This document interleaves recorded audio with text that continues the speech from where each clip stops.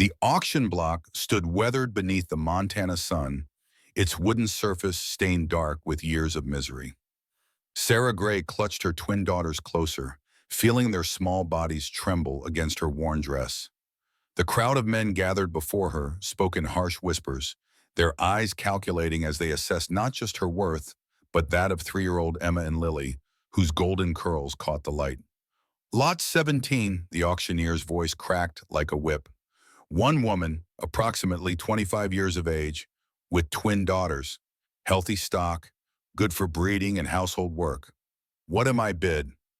Sarah's heart hammered as she searched the faces for mercy.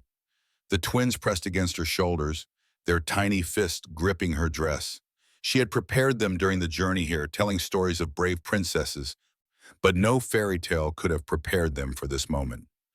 $50, called a voice from the back, and Sarah's stomach lurched. The man wore a cruel smile, his eyes lingering on the children in a way that made her skin crawl. 60, countered another, closer to the front. His clothes marked him as a shopkeeper, but the calculating gleam in his gaze suggested he saw only profit in their suffering. From the crowd's edge, a figure emerged that commanded attention without seeking it. Charles Smith stood 6 feet tall in worn buckskins and boots that had seen countless mountain miles. His dark hair fell to his shoulders, and a beard framed a face weathered by wind and sun. But it was his eyes that caught Sarah's attention, deep brown and steady, holding none of the predatory hunger she saw in others. $100, Charles said quietly, his voice carrying easily across the square. For all three. They stay together. A murmur rippled through the crowd. The auctioneer's eyebrows shot up, pleased by the sudden jump in bidding.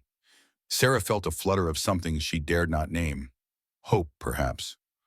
100 going once, the auctioneer called, scanning for competing bids. The cruel-eyed man shifted uncomfortably, clearly outbid. The shopkeeper frowned but remained silent. Going twice. Sarah found herself staring at Charles Smith, trying to read the intentions behind those steady brown eyes. He looked back at her with something unexpected. Respect. Not the appraising gaze of a buyer examining livestock, but the careful attention of one human being truly seeing another. Sold to the mountain man for $100. The words fell like stones into still water. Charles stepped forward, counting out coins from a leather pouch with deliberate precision. His hands, she noticed, were scarred but gentle as he placed the money in the auctioneer's palm. The papers, Charles said simply. The auctioneer produced 3 sheets transferring ownership. Charles examined them carefully, his lips moving as he read. These children, Charles said, looking up, they're listed as property separate from their mother. Standard practice for dependent minors. Charles's jaw tightened. Change it. List them as family members under my protection, not property. The auctioneer blinked. Sir, I'm not sure. Change it. The words carried quiet authority. Or find yourself another buyer. After hesitation, the auctioneer made the alterations. Charles signed with careful strokes, then turned to Sarah, extending his hand. Ma'am, he said simply. Sarah took his offered hand. His grip was firm and warm, steadying her as she climbed down with the twins still clinging to her. Up close, she could see the kindness in his eyes more clearly, though it was tempered by wariness. My name is Charles Smith, he said quietly. I have a cabin 20 miles north, up in the mountains.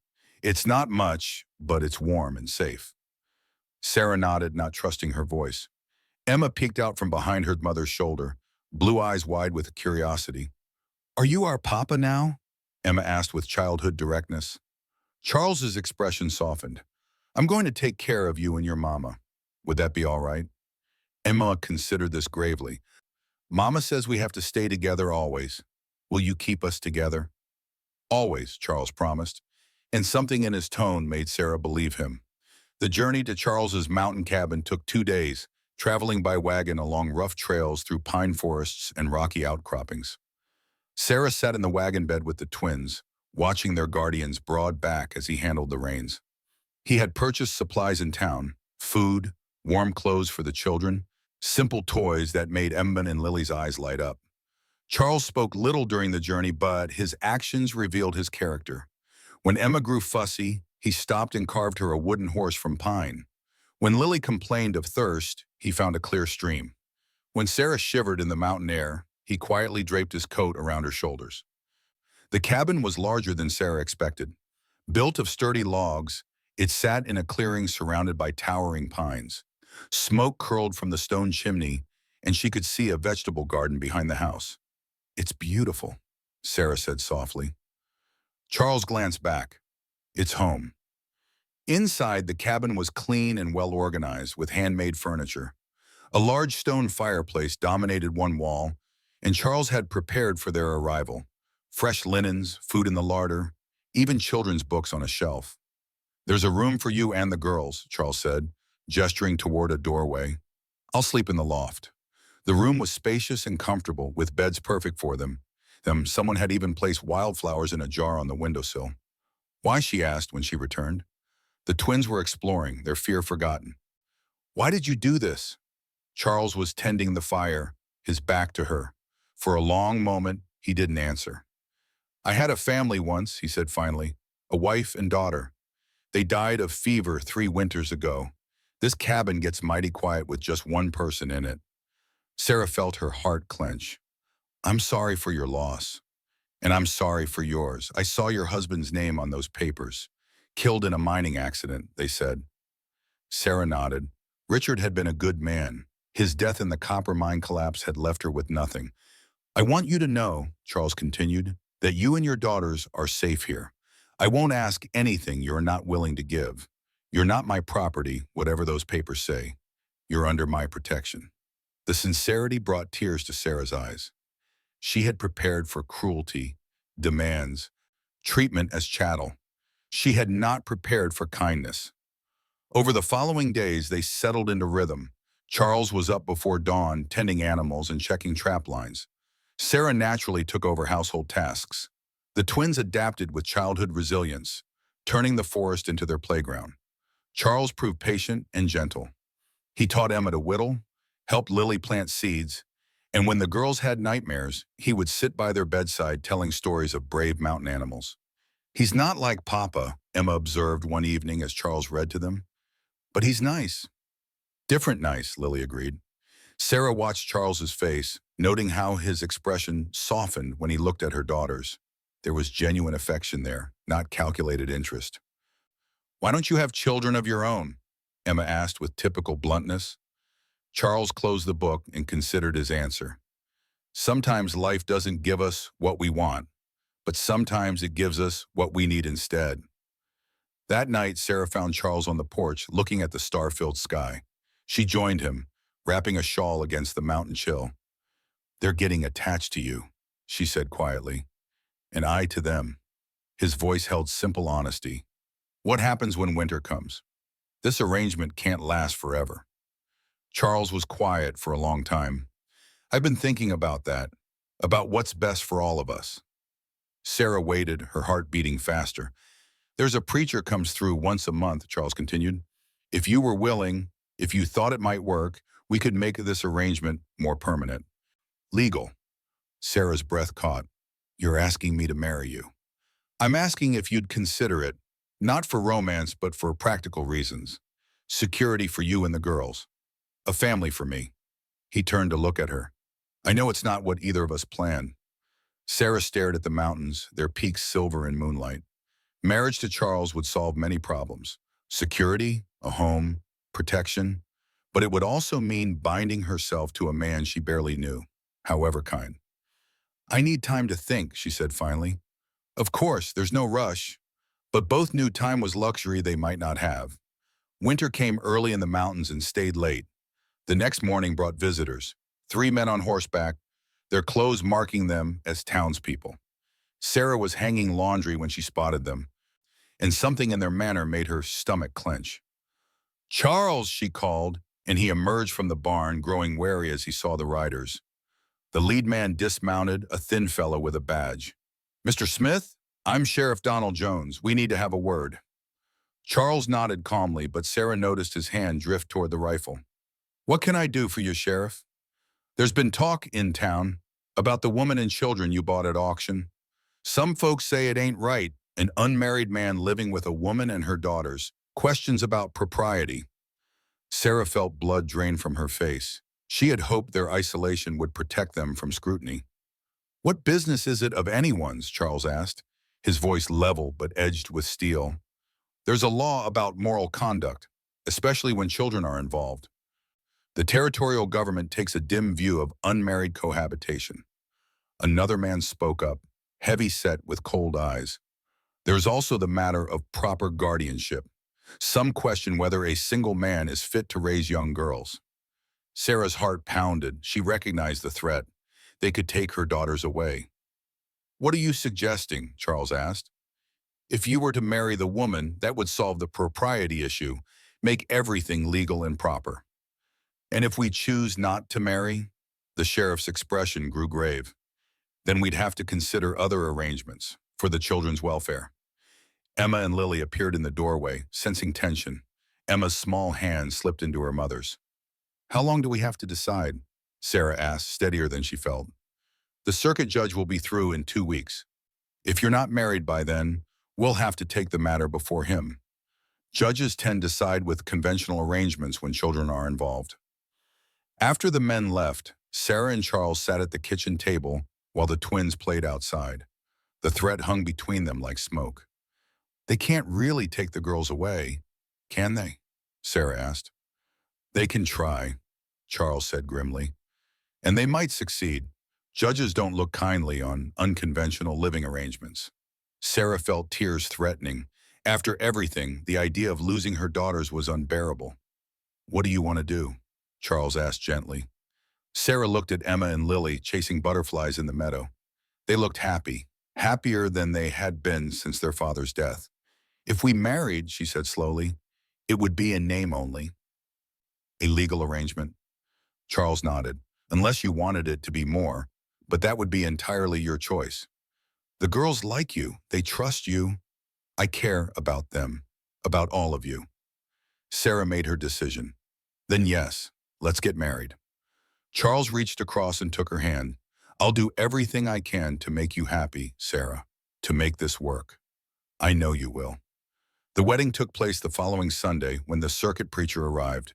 It was simple, held in the cabin's main room, with only neighbors as witnesses.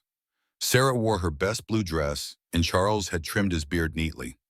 Emma and Lily stood beside their mother, clutching wildflowers. They had been excited once Sarah explained it meant they would stay together forever. "Do you, Charles Smith, take Sarah Gray to be your lawfully wedded wife?" "I do," Charles said clearly. "Do you, Sarah Gray, take Charles Smith to be your lawfully wedded husband?" Sarah looked into Charles's kind brown eyes and felt something that might grow into love. "I do." The ring Charles slipped onto her finger was simple gold, worn smooth with age. Later, she would learn it had belonged to his grandmother. That night, Charles kept his word about sleeping in the loft. But over the following weeks, she found herself watching him with new eyes, noticing his gentle way with injured animals, his patience with the twins, the quiet strength that radiated from him. "Do you think Papa Charles likes being married to you?" Emma asked one afternoon in the garden. Sarah paused in her weeding. "I think he likes having a family again." "I like having a papa again, too," Emma said matter-of-factly. That evening, as they sat around the dinner table, Sarah studied Charles's face in the lamplight. He was telling the twins a story about bears who learned to work together to survive winter. "And the mama bear and papa bear," Lily prompted. "They learned that sometimes the best families are the ones we choose," Charles said, his eyes meeting Sarah's. "Not just the ones we're born into." After the girls were asleep, Sarah found Charles on the porch. This time, instead of sitting beside him, she settled on the steps, close enough to feel his warmth. "Thank you," she said quietly. "For what?" "For saving us, for giving us a home, for being so patient." Charles was quiet. "You saved me too. This place was just a house before you came. Now it's a home again." Sarah felt her heart skip. "Charles?" "Yes?" "When you're ready, when we're both ready, I'd like this to be a real marriage, not just a legal arrangement." Charles turned to look at her, surprise flickering in his eyes. "Are you sure?" "I'm sure." Sarah reached for his hand. "I care about you, more than I expected." Charles lifted their joined hands to his lips, pressing a gentle kiss to her knuckles. I care about you too, more than I thought possible. They sat in comfortable silence, watching stars emerge. Sarah felt a peace she hadn't known since Richard's death, but their happiness was not destined to go unchallenged. 3 days later, a lone rider approached. Roy Cooper, the cruel-eyed man who had bid against Charles at the auction. "Mrs. Smith," he called out mockingly, "I hear congratulations are in order." Charles emerged from the barn, his face grim. "Cooper, do you want?" "Just came to check on my investment. See how the happy family is getting along." "We're not your investment," Sarah said firmly. "I'm a married woman now." Roy's laugh was ugly. "Legal maybe, but we both know this ain't a real marriage. Just a convenience." Charles stepped forward, radiating quiet menace. "I suggest you leave, now." "Oh, I'll leave," Roy said, swinging into his saddle. "But I'll be back. See, I've been doing some checking, and your new husband has quite an interesting past. Might be worth sharing with the sheriff." Sarah felt a chill. "What are you talking about?" Roy's smile widened. "Ask him about Denver. Ask him about the man he killed." With that, he rode away, leaving them in stunned silence. "Charles?" Sarah's voice was barely a whisper. Charles's shoulders sagged. "We need to talk." They sat at the kitchen table while the twins napped, and Charles told her everything. About his life before the mountains, when he had been a different man. About the confrontation in Denver that ended with a man's death and Charles fleeing to escape a murder charge. "It was self-defense," he said hollowly. "The man was drunk, violent. He attacked me with a knife, but I was a stranger, and he was well connected. No one would have believed me." Sarah listened without judgment, her heart aching for the pain in his eyes. "So you came here, started over." "I thought I could leave it behind, build a new life, be a better man." Charles looked at her desperately. "I never meant for you and the girls to get caught up in this." "What will happen if Roy tells the sheriff?" "They'll come for me. There might still be a warrant." Sarah felt their world beginning to crumble. "And us? What happens to me and the girls?" Charles's jaw tightened. "I won't let anything happen to you, I promise." But they both knew his promises might not be enough. That night, Sarah lay awake listening to Charles moving restlessly above. The twins slept peacefully, unaware their world might change again. Sarah's mind raced through possibilities. None good. By morning, Charles had decided. Sarah found him saddling his horse with grim efficiency. "You're leaving," she said. "It's the only way to keep you safe. If I'm gone when Cooper brings the sheriff, they can't arrest me. And they'll have no reason to bother you." Sarah stepped closer, her heart breaking. "Charles, no, we can face this together. I won't have you and the children suffer for my mistakes." His voice was firm, but she could see the pain. "You're strong, Sarah. You'll be fine without me." "But I don't want to be without you." The words came out raw and honest. Charles stopped, his hands stilling. "Sarah, I love you." There, she had said it. "I know it's crazy. We've only known each other weeks, but I love you, and so do the girls. You can't abandon us." Charles crossed to her in quick steps, pulling her into his arms. "I love you too," he whispered against her hair. "That's why I have to go. I can't bear watching them drag me away in chains." Sarah pulled back. "Then we'll all go, leave together to find somewhere new." "And live like fugitives, always looking over our shoulders? That's no life for Emma and Lily." Before Sarah could respond, they heard approaching horses, multiple riders coming fast. Charles's face went white. "They're here," he said. Sarah grabbed his arm. "The root cellar, behind the house. Take the girls and hide there." "I won't leave you to face them alone." "You have to, for Emma and Lily." Sarah's voice was urgent. "I'll handle this. Buy you time." Charles hesitated, then kissed her hard and desperate. "I'll come back for you. Somehow." Sarah ran to the house, scooping up the confused twins and carrying them to Charles. "Papa Charles has to play a hiding game," she told them brightly. "You have to be very quiet." Emma and Lily nodded solemnly, sensing gravity they didn't understand. Charles took them into his arms, and Sarah watched her heart walk away as he disappeared into the trees. The riders arrived moments later, Sheriff Jones, Roy Cooper, and 2 deputies.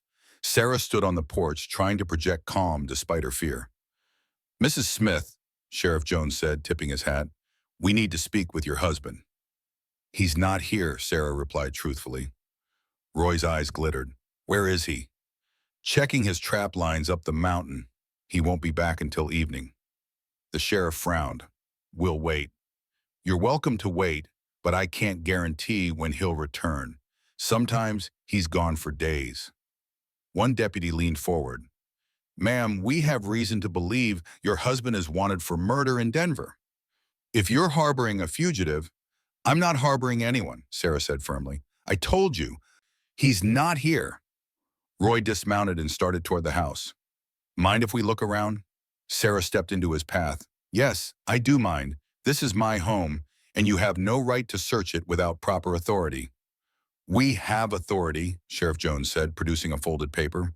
Warrant for the arrest of Charles Smith, also known as Charles Anderson, for the murder of Thomas Blake in Denver, Colorado Territory. Sarah's heart sank as she read the official document. It gave them the right to search her property and arrest her husband. Where are your daughters, Mrs. Smith? One deputy asked suddenly. Sarah's blood turned to ice. Napping. In the middle of the day? Seems odd. Roy pushed past Sarah into the house, searching. He emerged with a grim smile. No sign of the children. Or of Charles Smith, the Sheriff Jones's expression hardened. Mrs. Smith, where is your husband? Sarah lifted her chin defiantly. I told you, he's checking his traps. And your daughters? They're safe. The standoff stretched taut. Sarah knew she was walking a dangerous line, but every minute gave Charles and the girls more time. Search the property, Sheriff Jones ordered. Every building, every hiding place. As the men spread out, Roy remained with Sarah. His presence made her skin crawl. You know he'll never come back for you, Roy said conversationally. Men like him only think of themselves when things get tough. You don't know him. I know his type, drifters, outlaws, men running from their past. They use women like you and disappear when things get tough. Sarah didn't respond, but Roy's words planted seeds of doubt. What if Charles didn't come back? What if he decided it was safer to start over without the burden of a wife and children? The search continued for hours. The deputies found nothing, but Sarah could see suspicion growing. Mrs. Smith, Sheriff Jones said finally, I'm placing you under arrest for obstruction of justice and harboring a fugitive. Sarah's heart lurched. You can't do that. I haven't done anything wrong. You've lied to law enforcement and refused to cooperate. That's enough. As the sheriff moved to shackle her, a voice rang out from the tree line. Let her go! Charles emerged from the forest, hands raised but rifle still across his shoulder. His face was grim but determined as he walked slowly toward the lawmen.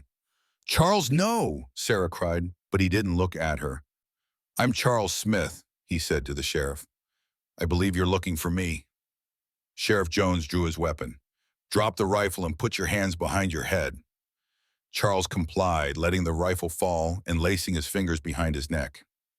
My wife has done nothing wrong. She was protecting her children. Where are the children now? A deputy demanded. Safe, Charles replied, and they'll stay that way. Roy stepped forward with triumph. Well, the great mountain man, caught like a common criminal. Charles's eyes flicked to Roy with cold contempt. At least I'm not a man who preys on widows and orphans. You're a murderer, Roy spat. I'm a man who defended himself against a drunk with a knife, Charles replied calmly. But I suppose the truth doesn't matter to men like you. Sheriff Jones moved behind Charles to shackle his hands. Charles Smith, you're under arrest for the murder of Thomas Blake. You'll be transported to Denver to stand trial. Sarah felt the world spinning. When? When will you take him? First light tomorrow. We'll camp here tonight to make sure he doesn't try to escape. Sheriff, Charles said quietly, I give you my word I won't run, but I need to speak with my wife privately. To make arrangements. Sheriff Jones considered this. 5 minutes, under guard. Charles nodded. The sheriff gestured to a deputy who escorted Charles and Sarah to the porch's far end, just out of earshot. Sarah, Charles said urgently, listen carefully. There's money hidden in the cabin, behind the loose stone in the fireplace. Enough to get you and the girls somewhere safe. I don't want your money, Sarah whispered, tears streaming. I want you. I know. But right now, you need to think about Emma and Lily. They need their mother to be strong. Sarah nodded, trying to pull herself together. What should I do? Where should we go? There's a woman named Joan Bailey in Missoula. She runs a boarding house for women and children. She's good people. She'll help you. Charles? Sarah's voice broke. I'll find a way how to use, he promised. I don't know how, but I will. You have to believe that. Time's up, the deputy announced. Charles leaned close and whispered, tell the girls I love them, and that sometimes brave people have to go away for a while, but that doesn't mean they stop loving their family. Sarah nodded, not trusting her voice. She watched as they led Charles away to their camp near the barn. He looked back once, his eyes full of love and regret, before disappearing.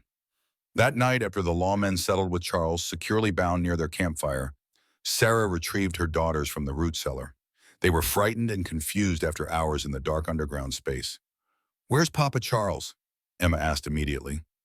Sarah knelt to their level, choosing words carefully. Papa Charles had to go away for a while. Some men came who think he did something wrong, and he has to go with them to prove he didn't. But he'll come back? Lily's voice was small and scared. He wants to come back very much, Sarah said honestly, but it might take a long time. Both girls began to cry, and Sarah held them close, her own tears falling silently. Through the window, she could see the campfire glow where Charles was spending what might be his last night of freedom. In the early morning hours, when the camp was quiet, Sarah made a decision. She crept out and approached the campfire, where one deputy sat guard while others slept. Charles was awake, staring at the stars. Ma'am, you shouldn't be here, the deputy said quietly. Please, Sarah whispered, just let me say goodbye properly. The deputy, a young man with kind eyes, glanced around nervously. 2 minutes, that's all. Sarah knelt beside Charles, who struggled to sit up with hands still bound. I brought you something, she said, pulling a small object from her pocket. It was the wooden horse he had carved for Emma on their first day of travel. Emma wanted you to have it, Sarah explained, tucking it into his shirt pocket. She said it would keep you company and remind you to come home. Charles's eyes filled with tears. Sarah, I'm so sorry for all of this. You deserve better than to be dragged into my past. Don't you dare apologize for giving us the best weeks of our lives, Sarah said fiercely. Don't you dare regret loving us. I don't regret loving you. I only regret that I might not get the chance to spend a lifetime showing you how much. Sarah leaned forward and kissed him, pouring all her love into that moment. I'll wait for you, she whispered, however long it takes. Time's up, the deputy said gently. Sarah stood, memorizing Charles's face in the firelight. I love you, Charles Smith. Don't you forget that. I love you too, Sarah Smith. Always. At dawn, they took him away. Sarah stood on her porch with Emma and Lily clinging to her sides, watching the small procession disappear down the mountain trail. Charles looked back once, raising his bound hands in farewell, before the trees swallowed him from view. The silence that followed Charles's departure was deafening. Emma and Lily wandered the cabin like lost souls, touching things that belonged to their father, asking when he would return. Sarah had no answers, only the hollow promise that someday, somehow, they would be together again. For 3 days, Sarah moved through daily motions while her heart remained frozen. She cooked meals no one wanted, tended a garden that seemed pointless, and tried to comfort children who grieved for the second father they had lost. On the 4th morning, Sarah decided she couldn't stay. Every corner held memories of Charles, and the isolation that had felt protective now felt like a trap. They would go to Missoula, to Joan Bailey's boarding house, and try to build some kind of life while waiting for news. She found the money Charles had hidden, more than expected, enough to keep them comfortable for months if careful. There was also a letter in Charles's careful hand that brought fresh tears. My dearest Sarah, it read, if you are reading this, then the worst has happened. I want you to know that the weeks we spent together were the happiest of my life since losing my first family. You and Emma and Lily gave me hope again. I don't know what the future holds, but I want you to promise me that you won't stop living. Build a good life for yourself and the girls. If I never make it back, know that I will carry your love with me wherever I go. Your devoted husband, Charles. Sarah folded the letter carefully and tucked it close to her heart. Then she began packing their few belongings and preparing to leave the only place that had felt like home since Richard's death. The journey to Missoula took a week, traveling by wagon along rough roads. Sarah had sold most of Charles's possessions to a neighbor, keeping only personal items the girls might want someday: his whittling knife, a book of poetry, the wooden animals he had carved. Joan Bailey's boarding house was large and comfortable, with a sign reading, "Clean rooms, good meals, respectable women welcome." Sarah stood outside, gathering courage before knocking. The woman who answered was in her 50s, with graying hair and intelligent brown eyes. She took in Sarah's travel-worn appearance and the two small girls with a comprehensive glance. "You must be Sarah Smith," Joan said without preamble. "Charles wrote to me about you." Sarah's eyes widened. "He did?" "Months ago, said he might have need of my services someday, for a woman and her twin daughters who deserved better than the world had given them." Joan stepped back. "Come in, dear. You look exhausted." The interior was warm and welcoming, with comfortable furniture and the smell of fresh bread. Other women moved through the common areas, some with children, some alone, all with the look of people who had faced hardship and survived. "Charles is in trouble, isn't he?" Joan asked as she led them to a sitting room. Sarah nodded, not trusting her voice. Joan poured tea and settled into a chair. "Tell me everything," Joan said gently. So Sarah did. She told Joan about the auction, about Charles's rescue, about their marriage and brief happiness. She told her about Roy Cooper's threats, about Charles's past, about the arrest and uncertainty. Joan listened without judgment, occasionally nodding. When Sarah finished, Joan reached across and took her hands. "You love him," she said. "Very much. And he loves you and the girls." "Yes," Joan smiled. "Then we'll find a way to help him. But first, you need rest and time to heal. You can stay here as long as you need." Over the following weeks, Sarah began finding her footing. She helped Joan with the boarding house, cooking and cleaning, and looking after other residents' children. Emma and Lily enrolled in local school, slowly emerging from grief and making friends. But Sarah's heart remained with Charles. She wrote letters to lawyers in Denver, trying to find someone willing to take his case. She sent inquiries to territorial courts, seeking information about his trial. Most letters went unanswered, but gradually she pieced together the situation. Charles had been charged with murder in the first degree. The trial was set for late autumn. He was being held in territorial prison, and according to one lawyer who responded, his chances were slim. The victim was well connected, the lawyer wrote. The witnesses support the prosecution's version.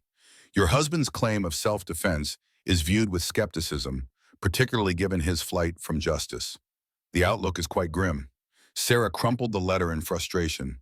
There had to be something she could do, some way to help Charles prove his innocence. It was Joan who suggested a different approach. "You said Charles claimed it was self-defense," Joan said one evening in the kitchen. "That the other man attacked him with a knife." "That's right. Were there witnesses to the actual fight?" Sarah frowned, trying to remember. "He said there were people around, but they all claimed they didn't see how it started. Only that Charles was standing over the other man's body when it was over." "Convenient," Joan said dryly, "and I'll bet they all had reason to support the official version." "What do you mean?" Joan leaned forward. "I mean that sometimes the truth gets buried under politics and money and influence. But that doesn't mean it can't be dug up again. If someone is willing to do the digging." Joan's words planted a seed in Sarah's mind that grew stronger each day. If the witnesses in Denver had lied or been coerced, then perhaps there was still hope for Charles. But investigating from hundreds of miles away seemed impossible. "I have to go to Denver," Sarah announced one morning. Joan nearly choked on her coffee. "Sarah, that's madness. You can't just walk into a city where you know no one and start investigating a murder case." "I can't just sit here doing nothing while Charles faces the gallows." Emma looked up from her porridge with worried eyes. "Mom, are you going away too?" Sarah's heart clenched. She knelt beside her daughter's chair. "I might have to go away for a little while, sweetheart, to try to help Papa Charles." "But what if you don't come back?" Lily asked, trembling. "I will come back," Sarah promised, "and hopefully I'll bring Papa Charles with me." Joan shook her head. Sarah, be practical. You have no money for such a trip, no contacts in Denver, no experience with legal matters. What could you possibly accomplish?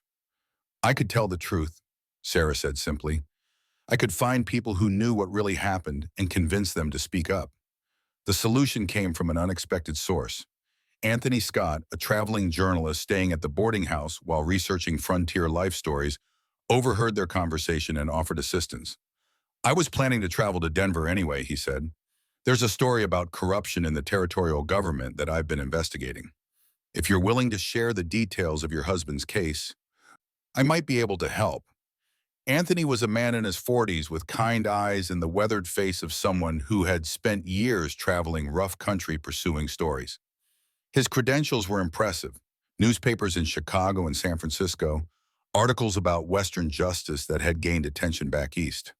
What would you want in return? Sarah asked suspiciously. A story, Anthony said honestly. If your husband is truly innocent, if this is a case of frontier injustice, then people need to know. But I won't write anything without your permission, and I won't sensationalize your family's tragedy. Sarah considered the offer. It was risky. Involving a journalist could bring unwanted attention. But it was also Charles's best chance. All right, she said finally, but I'm coming with you. Sarah, no, Joan protested. Think of the girls. I am thinking of them, Sarah replied firmly. They need their father, and Charles needs someone who believes in him fighting for his freedom. The preparations took 2 weeks. Sarah arranged for Emma and Lily to stay with Joan, though the parting was heart-wrenching. Both girls clung to her, begging her not to go. I'll write to you every day, Sarah promised, and I'll be back before the first snow falls. The journey to Denver was long and uncomfortable, traveling by stagecoach and train through country that grew progressively more civilized. Anthony proved good company, sharing travel stories and helping distract Sarah from her anxiety. Tell me about the night Charles was arrested, Anthony said as their train pulled into Denver Station. Everything you can remember. Sarah recounted the story as Charles had related it, how he had been in a saloon, minding his own business, when Thomas Blake started a fight, how Blake had been drunk and aggressive, eventually pulling a knife, how Charles had defended himself, resulting in Blake's death. And the witnesses all claimed they didn't see how it started, Anthony asked. That's what Charles said. They all testified that they only saw the end, Charles standing over Blake's body with blood on his hands. Anthony frowned. That's remarkably convenient. In my experience, bar fights don't happen in isolation. There are usually plenty of people who see everything. Denver was larger than Sarah expected, with electric lights and paved streets and buildings that rivaled eastern cities. But beneath the civilization, she could sense the same rough energy that characterized all frontier towns. Their first stop was the territorial prison. Sarah's heart pounded as they were led through grim corridors to the visiting room. When Charles appeared, flanked by guards and wearing prison clothes, Sarah had to grip the table to keep from collapsing. He looked thinner, older, with new lines around his eyes. But when he saw her, his face lit up with such joy that Sarah felt her heart soar. Sarah, he breathed, reaching across to take her hands. What are you doing here? You should be safe in Missoula with the girls. I'm here to prove your innocence, Sarah said firmly, and to bring you home. Charles shook his head. Sarah, it's too dangerous. If people here connect you to me, let them, Sarah interrupted. I'm not ashamed to be your wife. And I'm not going to let you face this alone. Anthony introduced himself and explained their plan to reinvestigate Thomas Blake's death. There's something I didn't tell you before, Charles said quietly. About that night. Sarah leaned forward. What? Blake wasn't just drunk. He was angry about a business deal gone bad. He'd lost money on mining claims, and he was looking for someone to blame. He seemed to think I was involved somehow, though I'd never seen him before. Anthony's eyes sharpened. Mining claims? What kind of mining claims? I don't know details, but he kept ranting about being cheated, about someone stealing his rightful profits. Charles looked between them. Do you think it might matter? It might, Anthony said. If Blake was involved in some kind of business dispute, there could be people with motives to see him dead, people who would benefit from you taking the blame. Their investigation began the next morning at the saloon where the fight had occurred. The Nugget was typical frontier, rough wooden floors, a scarred bar, lingering smell of tobacco and whiskey. The bartender, a heavy-set man, looked up nervously when Anthony introduced himself as a journalist. "I don't talk to reporters," he said flatly. "Nothing good ever comes of it." "We're not here to cause trouble," Sarah said, bobbing onward. "We just want to understand what really happened the night Thomas Blake died." The bartender's eyes narrowed. "You're the murderer's wife, aren't you? Heard you'd come to town." Sarah lifted her chin. "I'm Charles Smith's wife, yes, and he's not a murderer. That's for a jury to decide," he said. But there was nervousness in his voice. Anthony leaned against the bar casually. "Must have been quite a night. Bar fights can be messy business." "Wasn't much of a fight," the bartender said. "Over before it started." "But you saw how it began?" Sarah asked. His expression closed off. "I saw what I saw, already told the sheriff everything." They spent the day talking to other potential witnesses with little success. The official story seemed carved in stone. No one had seen how the fight started. Everyone agreed Charles had been the aggressor, and Thomas Blake was remembered as a respected community member brutally murdered by a stranger. But Anthony's instincts told him there was more. That evening, over dinner at their hotel, he shared his suspicions. "Something's not right," he said. "When everyone tells exactly the same story, it usually means they've been coached." "Coached by whom?" "That's what we need to find out. Tell me more about what Charles said about Blake's business troubles." Sarah tried to remember every detail. "He said Blake was ranting about mining claims, about being cheated out of money. He seemed to think Charles was involved somehow." "But Charles had never been to Denver before." "Not as far as I know." Anthony tapped his fingers thoughtfully. What if Blake wasn't ranting at Charles specifically? What if he was just angry and looking for someone to take it out on? "You think someone else wanted Blake dead?" "I think it's possible. And if that's the case, then Charles was just convenient, a stranger with no connections who could be easily framed." The next morning, Anthony visited the newspaper offices while Sarah returned to see Charles. She found him in better spirits, hopeful their investigation might uncover the truth. "Any word from Emma and Lily?" he asked. Sarah smiled, pulling out Joan's latest letter. "They're doing well. Emma lost a tooth, and Lily learned to braid her hair. They miss you terribly." Charles's eyes filled with tears. "I dream about them every night, about all of us being together again." "We will be," Sarah said firmly. "I won't stop fighting until you're free." When Anthony returned, he was excited. "I found something. Thomas Blake was involved in a major mining dispute just before his death. He'd invested heavily in claims that turned out worthless, and he was suing several prominent businessmen for fraud." "Who was he suing?" Anthony consulted his notes. "Three men, Richard Wilson, Donald Jones, and Roy Cooper." Sarah's blood ran cold. "Roy Cooper, the bartender?" "No, different Roy Cooper. This one's a businessman, owns several mining operations." Anthony's expression was grim. And according to the Financial Reporter, Blake's lawsuit could have cost these men thousands if he'd won. So they had motive. More than motive, they had opportunity too. The fight took place in a saloon owned by Richard Wilson. The pieces were beginning to fall into place, but they still needed proof. Anthony suggested examining courthouse records of Blake's lawsuit, while Sarah decided to return to the saloon for another conversation. This time, she approached the bartender differently.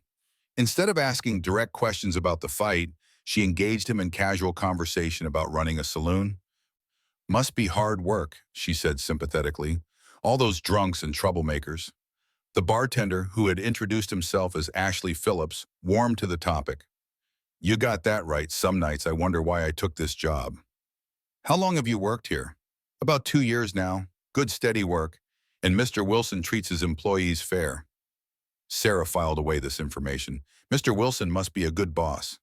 "He is. Stood by me when I had some troubles with the law a while back." "Not many bosses would do that." "What kind of trouble?" Bertram asked, trying to sound merely curious.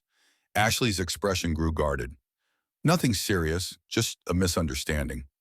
But Mr. Wilson hired a good lawyer for me, got it all sorted out." Sarah sensed there was more but didn't want to push too hard. She thanked him and left, her mind racing. When she met Anthony at the courthouse, he had news. Blake's lawsuit was scheduled to go to trial the week after he died. If he'd lived, he might have won a substantial judgment against Wilson, Jones, and Cooper. And with Blake dead, the lawsuit dies with him? Exactly. His heirs could potentially pursue it, but Blake was unmarried with no close family. The case was dropped. Sarah told Anthony about her conversation with Ashley Phillips, and his eyes lit up. So the bartender owes his job to Richard Wilson, and possibly his freedom too. That would give him reason to lie about what he saw. But how do we prove it? Anthony was quiet, thinking, we need to find out what kind of legal trouble Ashley Phillips was in, and when. If Wilson helped him out of a jam, there should be court records. They spent the afternoon digging through legal documents, following paper trails. Finally, Anthony found what they were looking for. Here it is, he said, pointing to a court ledger entry. Ashley Phillips charged with theft 6 months before Blake's death. Case dismissed when the victim suddenly decided not to press charges. Let me guess, the victim was persuaded by Richard Wilson's lawyer? Very likely. And look at this. The theft charge was related to Phillips taking money from his previous employer, another saloon owner who was competing with Wilson for customers. Sarah felt excitement surge. So Wilson saved Phillips from jail, gave him a bomb, and in return Phillips was willing to lie about what he saw. That's the theory, but we still need proof that Phillips lied, and that the real story was different. The breakthrough came from an unexpected source. While Anthony continued digging through records, Sarah decided to visit establishments near the Nugget, hoping to find someone who might have seen or heard something that night. At a boarding house 2 blocks away, she struck up conversation with Laura Ortiz, the proprietor, who proved to have a sharp memory for neighborhood comings and goings. Oh, I remember that night, Laura said when Sarah carefully brought up Blake's death. Terrible business, but I can't say I was entirely surprised. What do you mean? Laura glanced around, then leaned closer. Thomas Blake had been drinking heavily for weeks before that night. And not just drinking, talking. Loud, angry talking about how he'd been cheated. What kind of talking? He'd come in here sometimes looking for a room or just wanting someone to listen. He was convinced that Richard Wilson and his partners had sold him worthless mining claims on purpose, knowing they were no good. Laura's expression grew troubled. He said he had proof, documents that would expose their fraud. Sarah's pulse quickened. What happened to these documents? That's the strange thing. Blake claimed he kept them in a safety deposit box at the bank, but after he died, his lawyer couldn't find any such box. It was like the documents just disappeared. This was the missing piece they needed. Sarah thanked Laura and hurried back to find Anthony, her mind racing with implications. If Blake had possessed evidence of fraud, and if that evidence had mysteriously vanished after his death, it suggested a conspiracy beyond a simple bar fight. Anthony was waiting with news of his own. I found something interesting in the sheriff's report. The night Blake died, there were several other incidents around town. A fire at a warehouse, a robbery at a jewelry store, and a disturbance at another saloon. Almost like someone was trying to keep the authorities busy. Or create confusion so that witnesses could be coached or intimidated before giving statements, Sarah added. Exactly. And look at this. Anthony showed her a list of names. These are the witnesses who testified at the preliminary hearing. 3 of them work for businesses owned by Richard Wilson or his partners. 2 others have had legal troubles that were mysteriously resolved around the time of Blake's death. Sarah sank into a chair, overwhelmed by the conspiracy's scope.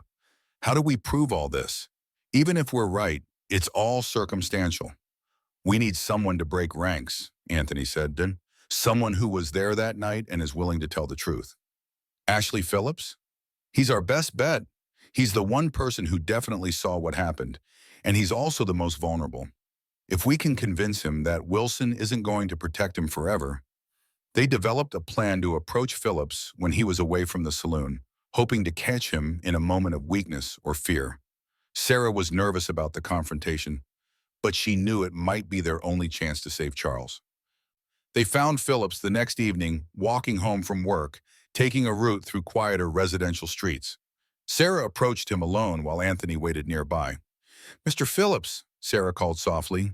He turned, showing surprise and wariness when he recognized her. "Mrs. Smith, what are you doing here?" "I wanted to talk to you about the night Thomas Blake died." Phillips's expression hardened. "I already told you everything I know." "Did you?" Sarah stepped closer, her voice gentle but insistent. "Or did you tell the story that Richard Wilson wanted you to tell?" Phillips glanced around nervously. "I don't know what you're talking about." "I think you do. I think you saw something that night that didn't match the official version. And I think Richard Wilson convinced you to keep quiet about it." "You're crazy," Phillips said, but his voice lacked conviction. Sarah played her strongest card. "We know about your theft charge. We know how Wilson's lawyer got it dismissed. We know you owe your freedom and your job to Richard Wilson." Phillips went pale. "That's got nothing to do with Blake's death, doesn't it?" Thomas Blake was about to expose Wilson as a fraud. Blake had evidence that could have sent Wilson to prison. And then Blake conveniently died in a fight with a stranger who happened to be in Wilson's saloon, witnessed by Wilson's employee. "Stop," Phillips said, his voice shaking. "You don't understand. These are dangerous men. They'll kill me if they think I'm talking to you." Sarah felt sympathy for the frightened man. "They'll kill you anyway if they decide you're a liability. Your only protection is the truth." Phillips looked around wildly, as if expecting Wilson's men to emerge from the shadows. "Even if what you're saying is true, and I'm not saying it is, what good would it do? Who's going to believe a bartender against respected businessmen?" "A jury might, if they hear the whole story, if they understand that my husband was framed for a murder he didn't commit." Anthony chose that moment to step out of the shadows, his press credentials visible. "Mr. Phillips, I'm Anthony Scott with the Chicago Tribune. I'm investigating corruption in the territorial justice system, and your story could be part of a much larger expose." Phillips's eyes widened. "A newspaper reporter?" "That's right. And if you're willing to tell the truth about what happened that night, I can guarantee your story will be heard by thousands of people across the country. It will be much harder for Wilson and his friends to silence you if your testimony is front-page news." Phillips was quiet for a long moment, wrestling with conscience and fear. Finally, he spoke in a voice barely above a whisper. "Blake wasn't the aggressor that night. He was drunk, yes, but he wasn't looking for a fight.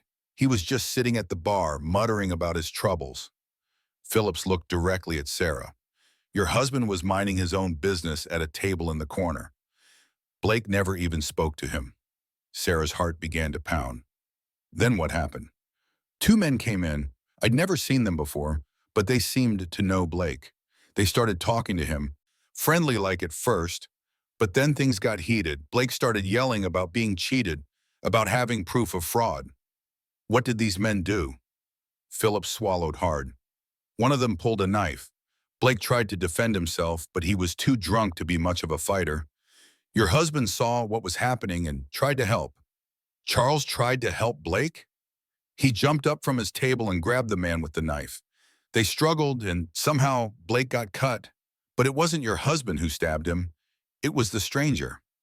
Sarah felt tears of relief streaming down her face. "Then what happened to these men?" "They ran, left Blake bleeding on the floor, and your husband holding the knife that had been dropped in the struggle." Phillips's voice was full of anguish. "By the time the sheriff arrived, it looked like your husband had killed Blake, and Wilson made it clear that's the story I was to tell." Anthony was writing furiously. "Are you willing to testify to this in court?" Phillips hesitated. "If you can guarantee my safety, yes. I'm tired of living with this lie." The next few days passed in a whirlwind of activity. Anthony worked with a local lawyer to prepare Phillips's testimony, while Sarah visited Charles to share the breakthrough in their case. Charles listened with growing amazement as she recounted Phillips' confession. "So I was trying to help Blake, not hurt him," Charles said, his voice full of wonder. "I couldn't remember clearly. Everything happened so fast, and I was in shock afterward." "Phillips says you were trying to disarm the real killer when Blake was stabbed," Sarah confirmed. "You were a hero, you see, not a murderer." Charles reached across the visiting room table to take her hands. "Sarah, I can't believe you did this. You saved my life." We saved each other, Sarah replied. That's what families do. The trial was scheduled to begin the following week, and Phillips's testimony promised to turn the case on its head. But Wilson and his associates weren't going to give up without a fight. The morning after Phillips agreed to testify, Sarah woke to find a threatening note slipped under her hotel room door. "Leave town now or face the consequences," it read. "Some truths are better left buried." Sarah showed the note to Anthony, who was unsurprised by the intimidation attempt. "They're getting desperate," he said. "That's actually a good sign. It means they're afraid of what Phillips might say. What if they try to hurt him before he can testify? I've arranged for him to stay in a safe house until the trial, and I've already sent my story to my editor in Chicago. Even if something happens to Phillips, the truth will still come out." The trial began on a crisp autumn morning with the courthouse packed with spectators. Word had spread about the dramatic new evidence, and the case had become a sensation in Denver society. Sarah sat in the front row, her heart pounding as she watched Charles enter the courtroom. He looked better than he had in weeks, cleaner, more hopeful, with the bearing of a man who knew his innocence would finally be proven. When he saw Sarah, he smiled, and she felt her own heart lift in response. The prosecution presented their case first, calling the original witnesses who told the same story they had told before. But Anthony's investigation had uncovered inconsistencies in their testimonies, and Charles's new lawyer was able to expose several contradictions during cross-examination. When Ashley Phillips took the stand, the courtroom fell silent. His testimony was devastating to the prosecution's case. He described the real events of that night in detail, explaining how he had been coerced into lying by Richard Wilson and his associates. "I was afraid," Phillips said, his voice shaking but determined. "These men had already helped me once when I was in legal trouble, and they made it clear that my continued freedom depended on my cooperation. But I couldn't live with the lie anymore." An innocent man was about to die for something he didn't do. The defense also called Laura Ortiz, who testified about Blake's claims of having evidence against Wilson and his partners. Her testimony established motive for the real killers and explained why Blake had been targeted. Richard Wilson himself was called to testify, and Sarah watched with satisfaction as he squirmed under cross-examination. The lawyer pressed him about his business dealings with Blake, about his relationship with Phillips, and about the convenient timing of Blake's death just before the fraud trial was to begin. Wilson denied any wrongdoing, but his nervous demeanor and evasive answers clearly impressed the jury. When asked directly if he had ordered Phillips to lie about the events of that night, Wilson's hesitation before answering spoke volumes. The trial lasted 3 days. On the final day, Charles was allowed to testify on his own behalf. Sarah held her breath as he took the stand, knowing that his words could determine his fate. "I never wanted to hurt anyone," Charles said, his voice clear and strong. "I saw a man being attacked and I tried to help. I couldn't stand by and watch someone be murdered, even a stranger. That's not the kind of man I am." He spoke about his life, about losing his first family and finding love again with Sarah and the twins. He talked about the peaceful life they had built together in the mountains and how he had tried to be a good husband and father. "I know I made mistakes in my past," Charles concluded. "I ran instead of staying to face false charges, and that made me look guilty. But I'm not a murderer. I'm just a man who tried to do the right thing and got caught up in someone else's crime." The jury deliberated for less than 2 hours. When they returned with their verdict, Sarah could barely breathe. The jury find the defendant Charles Smith not guilty of murder in the first degree. The courtroom erupted in cheers. Sarah felt her knees give way with relief, and she had to grip the bench in front of her to keep from falling. Charles's face showed pure joy and disbelief as the judge formally dismissed all charges against him. Within minutes, Sarah was in his arms, both of them crying and laughing at the same time. "It's over," Charles whispered against her hair. "We can go home." "We can all go home," Sarah corrected, thinking of Emma and Lily waiting in Missoula. Anthony approached them with a broad smile. "Congratulations, justice was served today." "Thank you," Charles said, shaking the journalist's hand firmly. "I owe you my life." "You owe your wife your life," Anthony replied. "She's the one who refused to give up on you." As they left the courthouse together, Sarah felt as if she were walking into a new chapter of their lives. The ordeal had tested them all, but it had also proven the strength of their love and their commitment to each other. The journey back to Missoula seemed to pass in a dream. Sarah and Charles talked for hours, sharing everything that had happened during their separation, planning for their future, marveling at the fact that they were together again. When they finally arrived at Joan Bailey's boarding house, Emma and Lily were waiting on the front porch. The moment they saw Charles, both girls ran toward him with cries of joy. "Papa Charles! Papa Charles!" they shouted, launching themselves into his arms. Charles swept them up, holding them close as tears streamed down his face. "My girls," he whispered, "my beautiful, brave girls. I missed you so much." Sarah watched the reunion with a heart full of love and gratitude. They had faced separation, danger, and the threat of losing everything they held dear. But they had survived, and they had emerged stronger than before. "Are we really going home now?" Emma asked, looking between her parents with shining eyes. "We're really going home," Sarah confirmed. "All of us, together." "Forever and always," Lily added. Charles looked at Sarah, then at their daughters, his expression full of love and determination. "Forever and always," he promised. Families stay together. As they prepared to leave Missoula for the final journey back to their mountain cabin, Sarah reflected on how much had changed since that day at the auction block. She had been sold as property, along with her children, to a stranger who had become her salvation. Charles had bought them not as possessions, but as people deserving of love and protection. Together, they had built something beautiful from the ashes of their separate tragedies. They had proven that love could bloom in the most unlikely circumstances, and that families weren't just about blood, they were about choice, commitment, and the willingness to fight for each other. The mountain cabin welcomed them home with the scent of pine and the whisper of wind through the trees. As Sarah stood on the porch with Charles's arm around her and the twins playing at their feet, she knew they had found something precious and rare. A love that could survive any storm, a family bound not by law or obligation, but by genuine affection and shared dreams. "I love you, Sarah Smith," Charles said softly, using her married name with pride. "I love you too, Charles Smith," she replied. "Thank you for saving us. Thank you for saving me right back." As the sun set behind the mountains, painting the sky in shades of gold and crimson, the Smith family settled into their evening routine.